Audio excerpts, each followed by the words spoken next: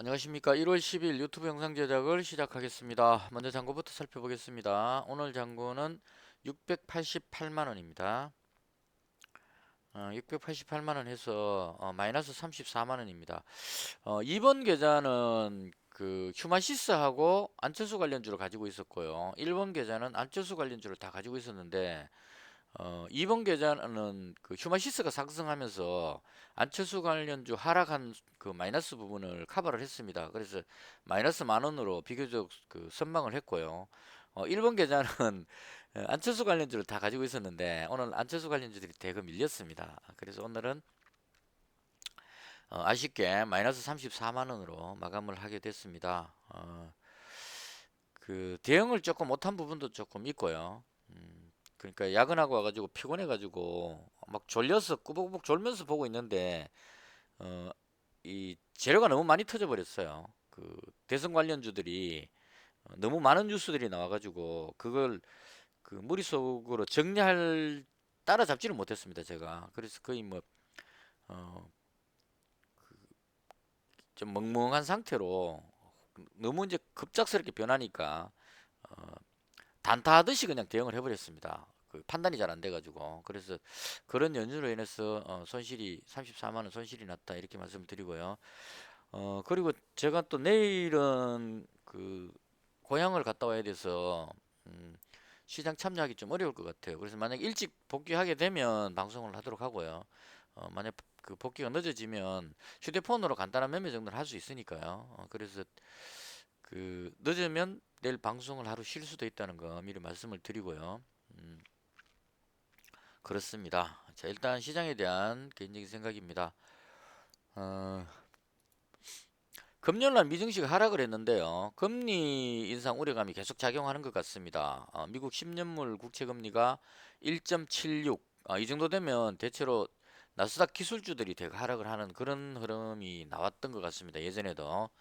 그래서 하락을 했고요. 이 부분을 그 차트로 봤을 때 제가 금요일 날 방송할 때 이 그때 줄 꺼놓은 거거든요.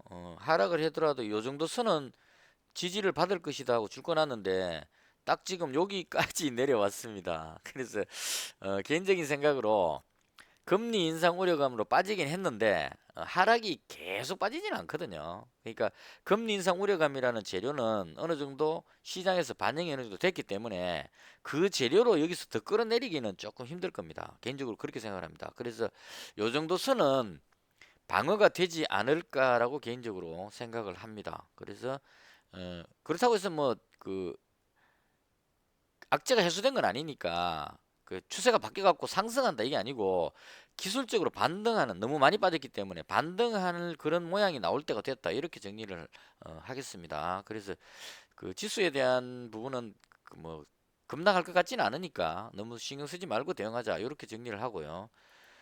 국내 증시 보시면 코스닥이 오늘 한 1.5% 정도 빠졌습니다. 빠졌는데 여기도 제가 줄을 한번 그어봤어요.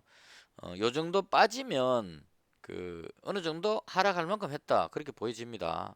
오늘 외국인이 코스닥에서 한 1200억 매도를 했고요. 기관이 한 2100억 정도 매도를 했습니다. 그래서 매도량이 이제 거의 다 줄어가지고 더 매도할 것 같지는 않거든요. 그래서 요 정도 선 되면 방어가 되지 않을까라고 개인적으로 생각을 합니다. 그래서 대충 지수는 이 정도에서 반등이 나올 것 같다.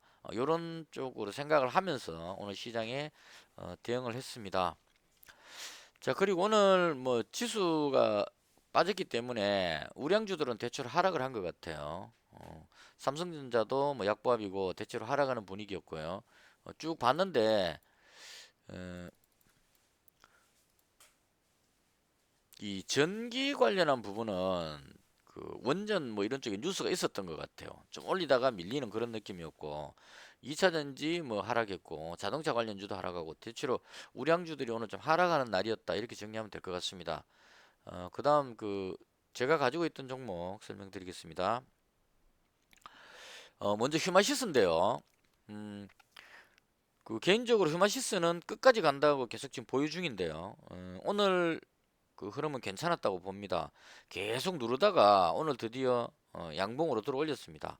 이게 이제 우리나라에서도 PCR 검사가 이제 그 너무 많은 그 확진자가 나오다 보니까 PCR 검사로 다 따라잡기 힘든 상황이기 때문에 우리나라도 자가진단 키트로 검사하는 이런 뉴스가 지금 계속 나오고 있습니다. 정부에서 그렇게 하는 것 같거든요. 그래서 이미 미국이나 유럽 쪽은 그렇게 하고 있지만 우리나라는 좀 늦었지만 의사들이 반대를 하고 있어서 쉽게 지금 그 대대적인 시행은 못 하고 있지만 어쩔 수 없이 그렇게 가야 될 겁니다. 그러니까 이 부분의 키포인트는 오미크론 확진자가 얼마나 늘어나느냐에 달렸습니다. 만약 확진자가 확 늘어나면 PCR 검사로 다 검사를 못 하거든요. 그러면 어쩔 수 없이 자가진단 키트를 설 수밖에 없는 그런 상황으로 갈 수 있다.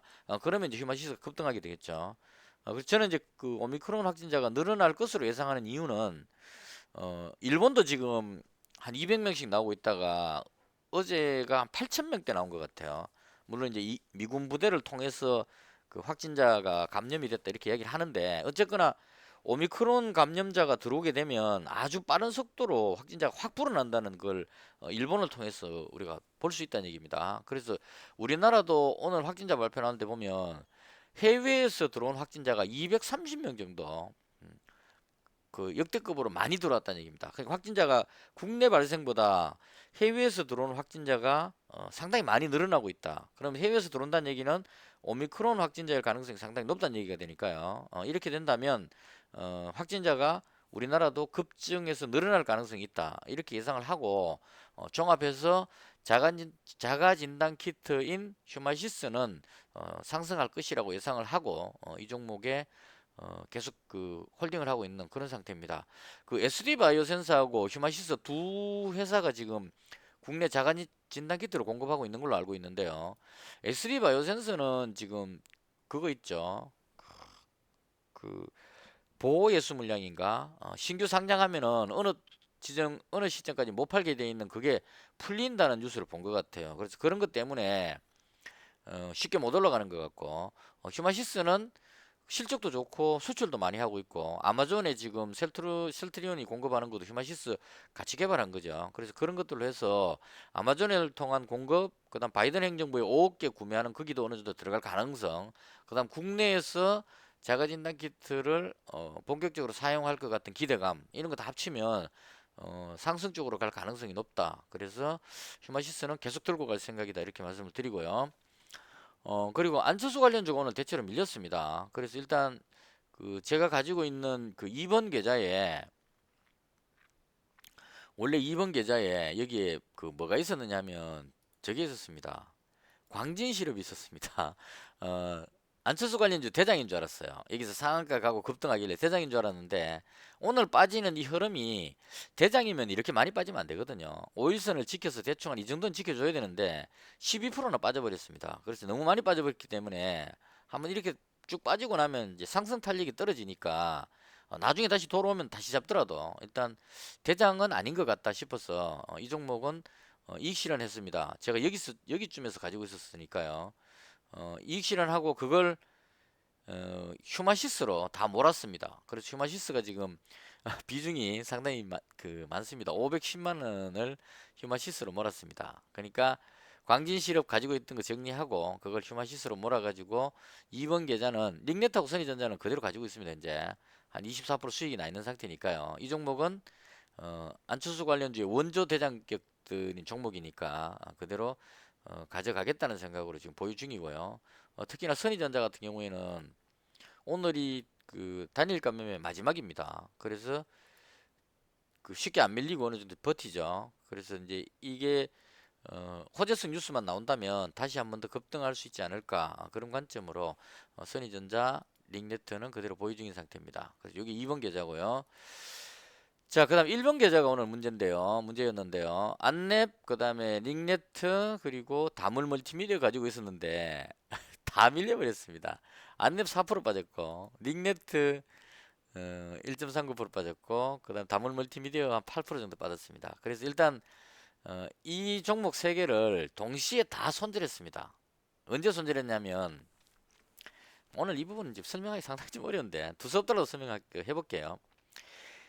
안랩이 지난 주말에 지지율 조사에서 이재명 안철수 1대1 대결에서 안철수가 13% 더 높게 나왔어요. 그래서 그 재료를 바탕으로 갭으로 떴습니다. 갭 뜨니까 또 이게 갭으로 뜨면 누르는 또 그게 있죠. 그래서 아침에 떴을 때 팔았어야 되는데 욕심이 좀 과해가지고 그냥 가만히 있었는데 밀려버렸어요. 그래서 이렇게 밀려버리니까 못 팔았단 말이에요. 그래서 후반에 가면서 다시 들어 올리길래 이 정도면은 뭐 양호하다 이렇게 생각하고 있었는데 요 부분에서 갑자기 돌발 뉴스가 나와가지고 확 빠져버렸습니다. 이게 왜 빠졌느냐 하면 요때 뉴스가 뭐였느냐 하면 여기 가장 적합하겠네요. 동신건설이 적합하겠네요. 이재명 그 후보가 그 대장동 관련한 그 오늘 재판이 있었는데요. 화천대유 그 피의자들이 재판받는 그 진술하는 내용 중에 거기 그 지금 조사받고 있는 사람들 있잖아요. 그 조사받는 사람들이 진술 내용 중에 대장동은 성남시장 성남시에서 지시하는 대로 그냥 했을 뿐이다. 이런 식의 진술을 한 것 같아요. 이제 그 말이 가지는 의미는 이재명 후보가 그 대장동의 그 모든 설계를 했는 책임자다 이런 느낌을 주는 이야기였다 이렇게 보시면 될 것 같아요.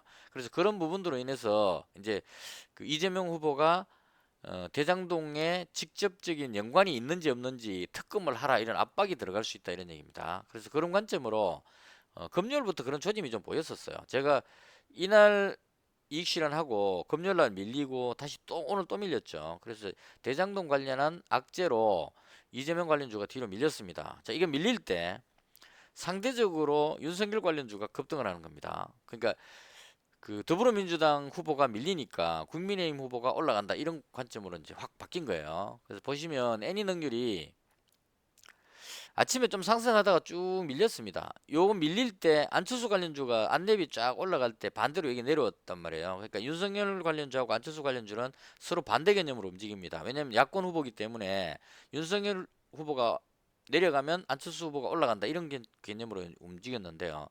여기서 이제 결정적인 문제가 발생한 겁니다. 뭐가 생겼냐면 어, 이재명 관련주가 하락을 하면서 상대적으로 윤석열 관련주가 급등해 버린 겁니다. 자, 이게 급등하니까 윤석열 관련주가 급등하니까 안철수 관련주가 상대적으로 반대로 움직이니까요. 상대적으로 확 밀려버린 겁니다. 안랩이 이렇게 밀려버린 겁니다. 마치 이재명 관련주 내려가듯이 악재는 이재명 관련주에서 악재가 생겼는데 움직이는 거는 그 안철수 관련주가 등달아서 같이 빠져버렸다는 얘기입니다. 그래서 오히려 더 빠져버린 것 같은데 이건 이제 그동안 너무 많이 올랐던 부분도 있고 그리고 그 윤석열 관련주가 올라가니까 상대적으로 야권 후보는 윤석열 쪽으로 윤석열이 다시 치고 올라오는 느낌이다. 그러면 안철수는 지지율이 밀리니까 상대적으로 빠진다. 이렇게 동작을 했다. 이렇게 봅니다. 개인적으로. 자, 그래서 이 부분이 조금 이제 걱정되는 부분일 수 있다는 얘기예요. 무슨 말이냐면 안철수 후보가 지지율이 5%대에서 10%, 그다음 15%까지 올라온 거는 잘 됐다는 얘기입니다. 그래서 쭉 올라왔는데 15%에서 지금 여기서 정체되느냐, 뚫고 20%까지 올라가느냐가 포인트입니다.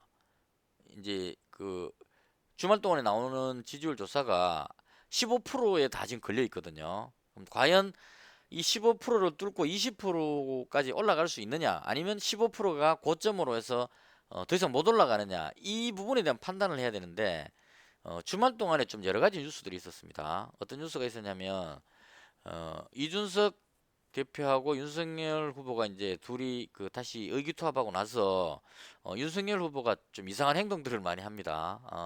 첫 번째로 나왔던 게 여가부 폐지 이렇게 이제 글을 내보냈죠. 그래서 이게 뒤에 가면 전부 다 그 악재라고 보는데 우선적으로 그 뉴스가 여성가족부 폐지하는 순간 2030의 표를 끌어오겠다는 어떤 의지를 보인 거죠. 그리고 이것도 뭐 오락가락 해갖고 큰 재미를 못 봤는데 병사 월급을 200만 원으로 인상하겠다 이게 또 나왔습니다. 그러면 이제 일반적으로 봤을 때 지금 현재 그 상병 병장 월급이 한 6, 70만 원 되는 것 같아요. 이걸 200만 원으로 끌어올리게 되면 많은 문제들이 있을 수 있습니다. 왜냐하면 하사관 월급이 지금 한 150만 원 정도 그러는데 병장 200만 원 주면 하사관 또 올려줘야 되겠죠. 정군의 월급을 다 올려버린다. 과연 우리나라 방위비로 그걸 커버가 되겠느냐 이런 문제가 생기겠죠. 그래서 구체적으로 따져보면 문제가 많은데 공약이란 얘기입니다. 이게 허경영식 공약으로 보여집니다. 허경영 씨는 재난지원금 뭐 100만 원, 200만 원 그게 뭐 그렇게 주노. 재난지원금 1억 주겠다 이렇게 이야기하는 사람이에요. 결혼하면 1억 주고 애 낳으면 1억 주고 애 둘 낳으면 2억 이런 식으로 공약을 하죠. 공약입니다. 그냥 이 허경영식 공약인데요. 윤석열 후보가 그 방식을 쓴다는 얘기입니다. 던져놓고 나중에 대통령 되고 나서 그 다음에 그때 가서 하자 이런 얘기입니다. 옛날에 이명박 대통령 그 한반도 대우나 이런 느낌이죠.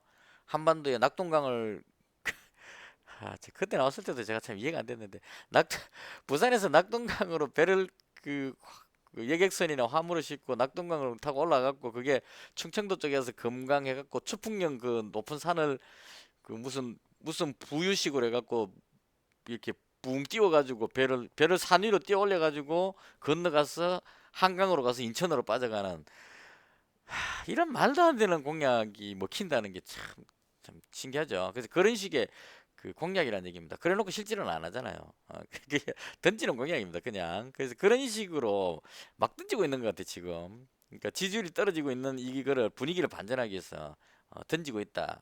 여기까지만 했으면 또 그나마 봐줄만 했는데 하나 더 했죠. 그 최근에 그런 이슈가 있는 것 같아요. 그 신세계 정용진 회장인가 그분이 어떤 트위터인가 어디 그 SNS에 멸공이라는 글을 올렸는데 거기서 이제 그걸 삭제를 시켜버리는 것 같아요. 그 지금 시대에 멸공 이건 좀 웃기잖아요. 그 옛날에 우리 북한하고 강하게 대치하고 있을 때 반공 이런 그 공산당이 싫어요 이런 시대의 멸공인데 그걸 쓰니까 이제 지워지니까 그걸 가지고 이제 멸치하고 콩 이거를 가지고 이제 멸공 이걸 이제 그 해갖고 이제 올리는 이런 식으로 지금 하고 있는 것 같아요. 참 유치한 건데 그것도 보니까. 그러니까 윤석열 후보가 그 신세계 마트에 가가지고 해필이면 또 정경진 회장이 있는 그 운영하는 신세계 마트에 가가지고 멸치와 콩을 산 겁니다. 그것만 산 게 아니고 뭐 파하고 뭐하고 뭐 이렇게 샀는데 그걸 이제 다 붙이면 멸치와 콩은 멸공이고 멸공이 말은 이제 그 반공 해갖고 보수 결집 그 더불어민주당 문재인 정부가 친북 정책을 쓰고 있으니까 우리는 반공이다 이렇게 해갖고 이제 대립각을 세운다는 그런 차원으로 이제 갖다 붙인 거예요. 제가 봤을 때 그래서 멸공하고 그다음 또 파하고 뭐하고 사는데 이거는 그 문재인 지지자들을 비하하는 단어가 나오더라고요. 그게 뭐 파 뭐 이 나오는데 그걸 딱 그 산 겁니다. 구입을 한 겁니다. 그래서 그 기자들이 이제 그 멸치와 콩을 샀는 게 무슨 뜻이냐 하니까 그 윤석열 후보가 진짜 이거 어린애도 아니고 하는 거 보면 참 덩치값 못하다는데 그 뭐라 그러냐면 평소에 제가 멸치하고 콩을 좋아하기 때문에 샀다 이렇게 이야기를 하는 겁니다. 그래서 그 참 대통령 참 보수의 국민의힘의 대통령 후보가 그렇게 없나 싶을 정도로 원래 실망했지만 더 실망했습니다. 그래서 진짜 이런 사람이 대통령 되면 대한민국 망한다는 생각이 막 들 정도로 그래서 이번 기회에 진짜로 에, 적어도 윤석열 후보는 그 꼭 탈락을 시켜야 대한민국이 살지 않을까. 더불어서 이준석 씨도 완전히 정계 은퇴시키는 방향으로 그렇게 선거가 이루어져야 되지 않을까 개인적으로 그렇게 생각하면서요. 이제 하도 화가 나가지고 그 웃기잖아요. 멸치하고 콩을 샀으면 그 멸공 흉내 내는 것도 웃기는 데다가 그 왜 샀느냐 그러니까 멸치하고 콩을 좋아해서 샀다. 이거 얼레하다 이거 하는 거 보면 하여튼 자우지간 그렇게 해가지고 지금 이제 왜 안 후보님이 상대적으로 좀 밀렸느냐를 해석할 때 그 이준석 작품이겠지만 윤석열 후보가 2030 표를 얻는 것도 있고 그다음 그 반공 프레임으로 그 이재명 후보하고 반공 프레임으로 붙는 이런 형식을 취한다는 얘기입니다. 그래서 이 반공 보수와 진보가 그 친북이냐 반북이냐 이걸로 붙으면 안철수 후보가 상대적으로 거기 그 논쟁에는 끼어들 자리가 없어요. 이건 보수 진보의 싸움이기 때문에 중도가 낄 자리가 없게 됩니다. 그래서 상대적으로 그런 부분들로 인해서 안 후보님이 지금 잘 올라가고 있다가 좀 주춤하고 있는 그런 상태인 것 같고요. 그럼에도 불구하고 제가 그 안철수 관련주, 안 후보님 관련주가 지금 다 밀리니까 이럴 때는 가장 확실한 종목으로 몰리는 게 맞다고 봐가지고 다 정리하고 안내버로만 다 이제 올인을 했습니다. 그러니까 상승하고 있을 때는 어느 게 급등할지 모르니까 쭉 분산해갖고 가지는 게 좋은데, 만약 하락하는 느낌이 들 때는 지금처럼 보시면 광진실업 이런 게 12%나 빠져버리죠. 다문멀티미디어 8% 이렇게 빠진다는 얘기입니다. 근데 어, 안랩 같은 경우에는 확실하게 안 후보 관련주기 때문에 빠지더라도 급락하지는 않는다, 이런 의미로 여기다가 이제 집중해가지고 다시 다 잡았습니다. 그래서 이렇게 잡은 이유는 제가 판단하기에 대한민국은 저렇게 이준석 씨의 얄팍한 술수, 그다음 그 윤석열 후보가 무능하고 불공정한데 여기다가 유치하기까지 한 이런 후보한테 표를 줄 것 같지는 않다는 그런 나름대로 믿음이 있기 때문에, 그래서 그 오히려 지금 대장동 게이트가 열리면서 이재명 후보가 내려가게 되고, 여기서 윤석열 후보가 하는 행동들이 사람들로 하여금 뭐 저렇게 대통령 후보가 덩치값을 못하느냐 이런 쪽으로 해석이 된다면, 오히려 안철수 후보님이 더 급등할 수 있는, 독주할 수 있는 그런 가능성이 있지 않을까 해서 역발상으로 이쪽에다가 더 집중을 했습니다. 그래서 다시 정리하면, 이건 손실 보더라도 제가 안 후보님 관련주를 여기서부터 그 매수해갖고 계속 수익을 지금 여기서 20% 먹고 여기 단타하고 여기서 다시 잡았기 때문에 어느 정도 수익을 많이 봤죠. 그래서 이 정도 벌었기 때문에 설령 그 안철수 후보 지지율이 떨어져 가지고 손실 발생하더라도 이건 제가 가지는 신념이니까요. 대한민국의 국민들이 수준이 저런 유치한 행동을 하고 있는 윤석열한테 표를 몰아주지는 않을 것이라는 그런 믿음으로, 오히려 지금은 우선 뭐 이준석의 장교 때문에 그 시장이 뭐 난장판이 되겠지만, 결과적으로 대한민국 유권자들은 비정상적인 두 사람을 버리고 안철수 후보 쪽으로 오히려 표를 더 몰아줄 것 같은, 그래서 오히려 이 부분이 진정만 되고 나면 더 호재로 받아들여질 것 같다는 생각에서 이쪽으로 집중을 했습니다. 그래서 현재 지금 제가 가지고 있는 게 진단키트 관련주인 휴마시스, 그 다음에 안철수 관련주인 안랩, 닉네트, 선의전자, 이렇게 집중해서 보유를 하고 있는 상태다, 이렇게 설명을 드리겠습니다. 비록 오늘 뭐 손실을 좀 보긴 했지만 충분히 뭐 그 좀 손실 보는 한이 있더라도 소신껏 해야 되겠다, 이런 생각으로 저는 안철수 관련주가 안 후보님의 어떤 지지율이 여기서 더 올라갈 것 같은, 어, 장중에는 상당히 좀 걱정됐었어요. 막 졸음 오는 데다가 갑자기 막 대장동 터지는데 윤석열 관련주 올라가고 뭐 멸공 거래사고 이러니까 이 너무 복잡해가지고 변수가 너무 많아가지고 막 힘들게 대응을 했어요. 다 손절했다가 다시 잡았다가 막 이렇게 단타듯이 해버렸는데, 지금 장 끝나고 좀 잠이 깨면서 생각을 그 정리를 해보니까 여전히 안철수 관련주는 괜찮다, 이렇게 정리를 하겠습니다. 대충 이렇게 해서 최근에 제가 계속 그 대선 테마주에 대한 설명을 하고 있는데요. 그 시장이 좀 안 좋을 때는, 지수가 이렇게 하락할 때는 반도체, 자동차, 뭐 우량주 이야기하는 것보다는 오히려 대선 테마주, 그 다음에 진단키트 관련주 이런 쪽 테마들이 오히려 더 수익률이 좋을 수도 있다, 이런 관점으로 다소 조금 불편하시더라도, 정치 이야기에 불편하시더라도 이해를 좀 해주셨으면 하는 게 개인적인 바람입니다. 이것을 해서 오늘 제가 봤던 시장에 대한 설명을 모두 마치겠습니다. 시청해 주셔서 대단히 감사합니다.